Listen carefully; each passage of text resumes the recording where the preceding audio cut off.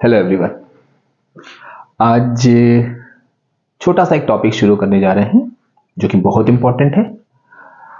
और आपने मेरे वीडियोस देखे होंगे रिलेटेड टू हाइड्रोजन। पहला हमने इंट्रोडक्शन दिया था हाइड्रोजन का, दूसरे में हम लोगों ने लैब प्रिपरेशन हाइड्रोजन की देखी थी बहुत डिटेल में, क्योंकि मेरा पर्पस ये होता है कि हम वीडियोस को छोटे छोटे पार्ट में, पूरे चैप्टर को छोटे छोटे पार्ट्स में डिवाइड करें ताकि आप कम समय में परफेक्शन के साथ एक एक चीजों की माइन्यूट स्टडी कर सको। तो लैब प्रिपरेशन, इंट्रोडक्शन, और उसके बाद अब हम लोग आते हैं कि अगर हमको प्रिपरेशन करनी है हाइड्रोजन की बल्क में। अभी हम लोग जब एक वीडियो बनाएंगे हम हाइड्रोजन के यूजेस पर, तब आप देखोगे हाइड्रोजन के कितने यूजेस होते हैं। तो भाई मानी हुई बात है कि आप लैब प्रिपरेशन में जरा सी हाइड्रोजन बना के तो उन यूजेस में उनको यूज नहीं कर सकते हो, क्योंकि हमको चाहिए लार्ज स्केल में प्रोडक्शन। तो हम लोग कोई भी प्रिपरेशन होती है उसके लार्ज स्केल प्रोडक्शन को ही हम लोग बोलते हैं इंडस्ट्रियल प्रोसेस। तो आज हम फोकस करेंगे industrial process of hydrogen, industrial process for preparation of hydrogen. बहुत इंपॉर्टेंट टॉपिक है ये एग्जामिनेशन पॉइंट ऑफ व्यू से। और एक चीज स्टार्ट करने से पहले एक चीज हम आपको बता दें कि कोई भी इंडस्ट्रियल प्रोसेस, चाहे आप 9th पढ़ोगे चाहे 10th में, काउंसिल के सिलेबस से उनका डिटेल डिस्क्रिप्शन हटा दिया गया है। ओनली आप ध्यान देना, हम एम्फेसाइज कर रहे हैं, only balance equation with all conditions. आपको ध्यान रखना है सारी कंडीशंस। अभी आप देखोगे हम आपको बताएंगे, सारी कंडीशंस लिखेंगे, सारी इक्वेशन लिखेंगे, और ये भी बताएंगे कि बच्चे जनरली कौन कौन सी कंडीशन छोड़ देते हैं, मार्क्स का लॉस हो जाता है। तो ये चीज आपको नहीं करनी है। तो अच्छा, एक चीज और है कि जितने भी इंडस्ट्रियल प्रोसेस होते हैं वो सब किसी ना किसी साइंटिस्ट के नाम पर बेस्ड होते हैं।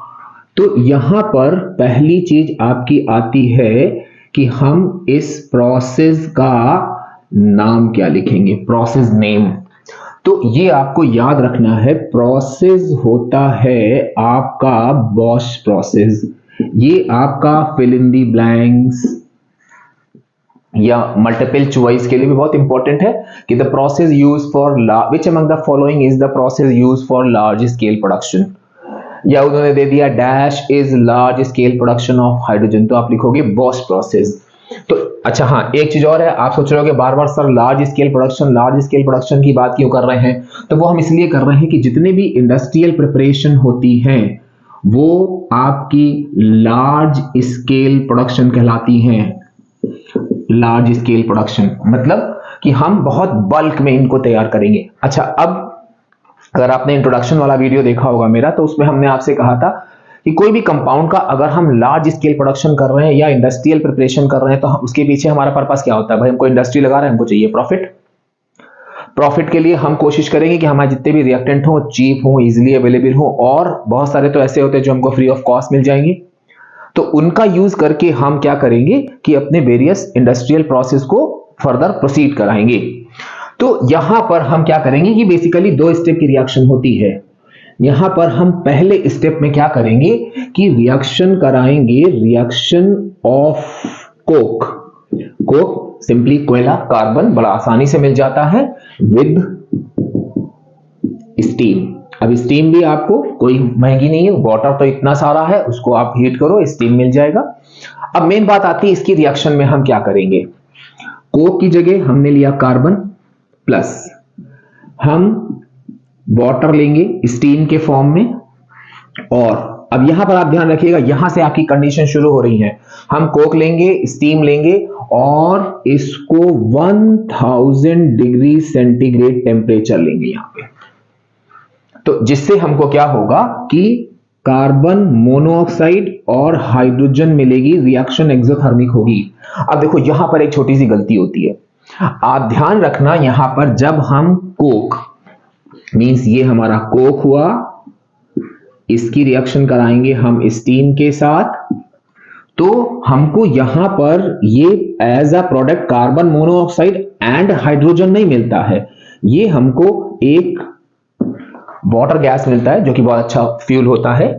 आप ध्यान रखना कि अब यहीं पर गलती होती है, बच्चा जो है इतना लिख के छोड़ देता है, लेकिन होता क्या है कि ये कोई अलग अलग दो इंडिविजुअल कंपाउंड नहीं है, ये एक ही गैस है। तो ये यूं लिखी जाती है कि हम जब भी वाटर गैस का सिंबल लिखेंगे तो हम कार्बन मोनोऑक्साइड और हाइड्रोजन नीचे एक अंडरलाइन कर देंगे, मींस ये पूरा एक कंबाइन एक प्रोडक्ट है।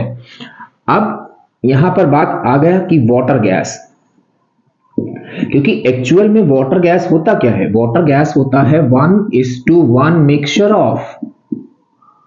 Mixture of carbon monoxide and hydrogen.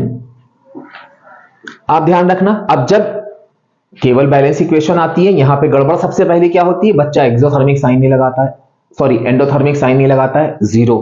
बच्चे ने टेम्परेचर नहीं लिखा, 0। ये अंडरलाइन नहीं किया, 0। तो आप इन चीजों को ध्यान रखना, बाकी रिएक्शंस में कुछ नहीं है।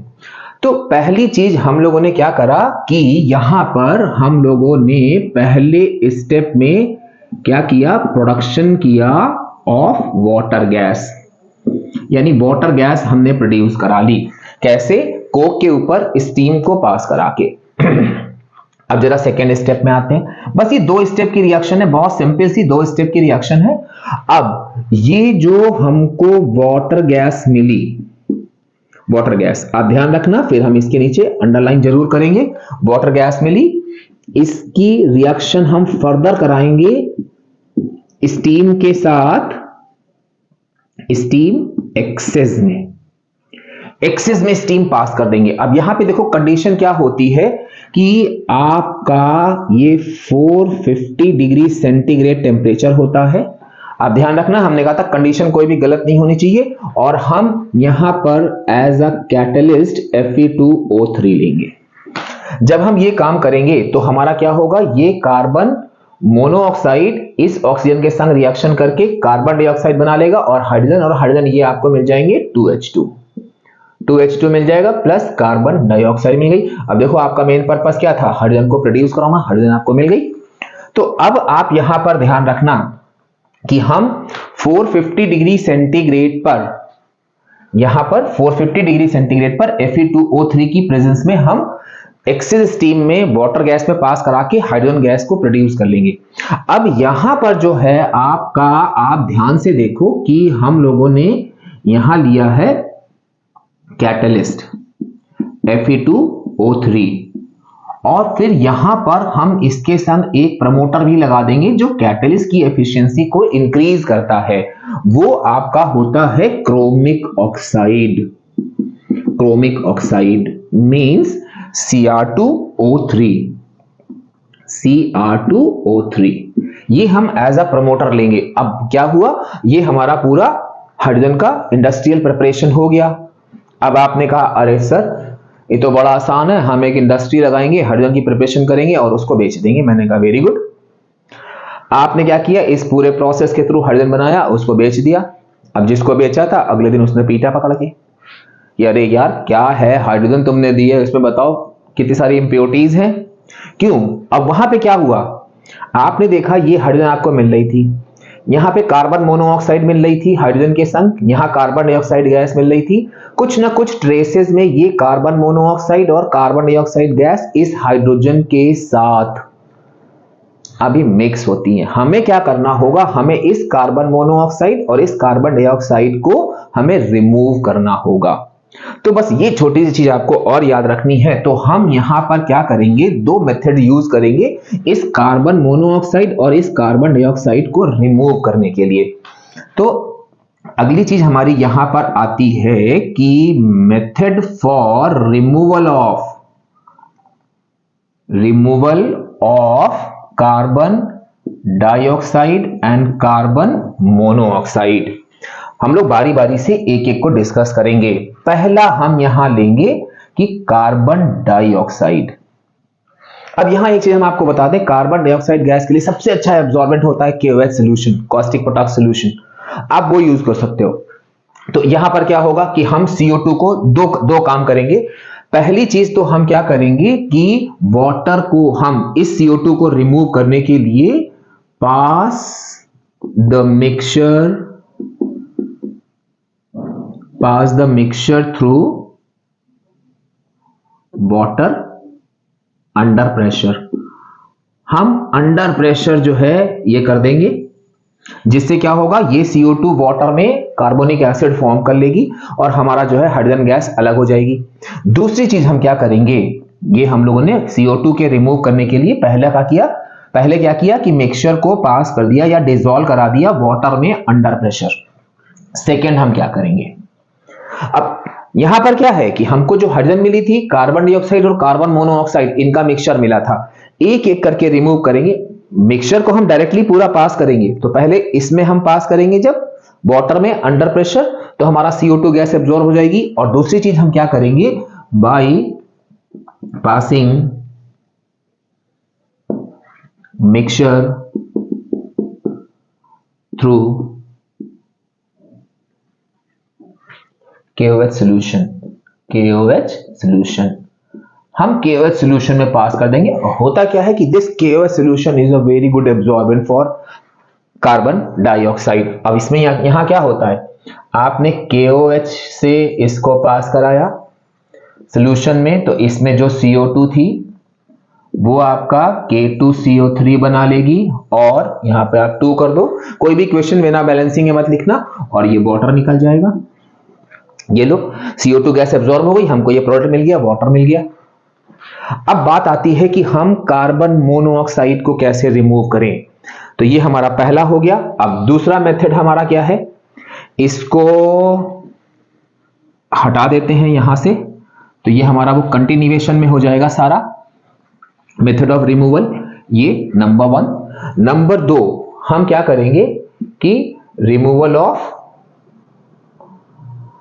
कार्बन डाइऑक्साइड गैस 2 तरह से हम दोनों ने रिमूव कर दी, अब हम कार्बन मोनोऑक्साइड को रिमूव करेंगे। तो कार्बन मोनोऑक्साइड को रिमूव करने के लिए सबसे बढ़िया होता है अमोनिकल क्यूप्रस क्लोराइड। तो अब हम क्या करेंगे, bye passing the solution through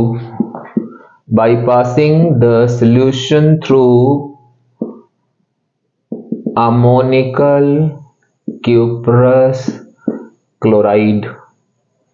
अब देखो हम लोगों ने यहां क्या किया था, क्यूप्रस क्लोराइड लिया, इसको हमने इस तरह से मिक्स कर दिया, तो यहां पर आपका एक एडिशन प्रोडक्ट बनता है। मतलब ये कॉपर क्लोराइड जो है कार्बन मोनोऑक्साइड को एब्जॉर्ब कर लेता है कुछ इस तरह से, ये एक एडिशन प्रोडक्ट बनाकर। एडिशन प्रोडक्ट में क्या होता है कि जितने भी रिएक्टेंट होते हैं वो डॉट डॉट करके लिख दिए जाते हैं, जो अभी आपके रेफरेंस में नहीं, आप 11th 12th में जब जाओगे तब पढ़ोगे। तो इस तरह से हम लोगों ने क्या देखा कि बॉश प्रोसेस के थ्रू लार्ज स्केल में प्रोडक्शन कर लिया। अब एक बार हम फिर दोबारा रिपीट करेंगे जो हमने शुरू में कहा था कि इंडस्ट्रियल प्रिपरेशन की सिर्फ और सिर्फ इक्वेशन है आपके सिलेबस में।